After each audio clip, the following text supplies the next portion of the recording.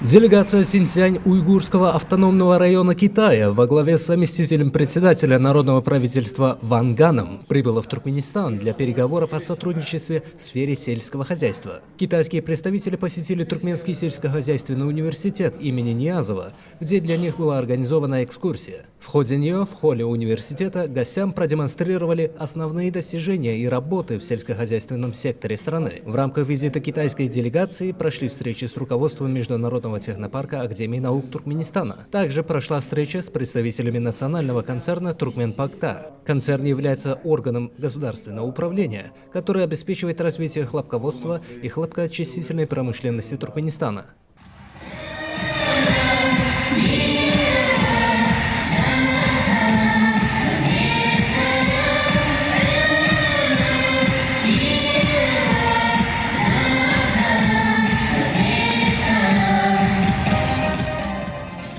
Завершением первого дня стало выступление группы национальных конных игр «Галканыш» в Туркменском государственном цирке.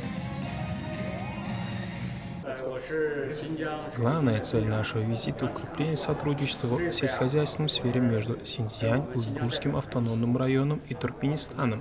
Планируется обмен опытом, внедрение технологий и развитие современных проектов. Мы заинтересованы в налаживании научно-технического и производственного сотрудничества с Международным технопарком Академии наук Туркменистана и национальным концерном «Туркменпахта». Регион Синьцзянь-Уйгурский автономный район – важный транспортный и торговый узел, граничит с 8 странами, в том числе с Туркменистаном. Мы заинтересованы в развитии партнерских отношений, которые будут способствовать экономическому росту и инновациям в сельском хозяйстве. Планируется углубление сотрудничества не только в сельском хозяйстве, но и в науке, технологии и образовании.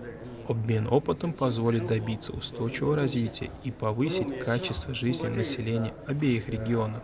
Страны имеют общие интересы и готовы работать вместе на благо будущих поколений.